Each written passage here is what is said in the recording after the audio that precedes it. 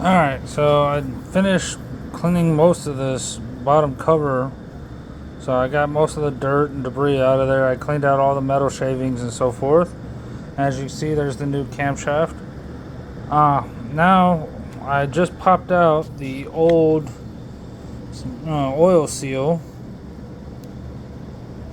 Now I'm going to put in the new one. So that's going to take a little bit.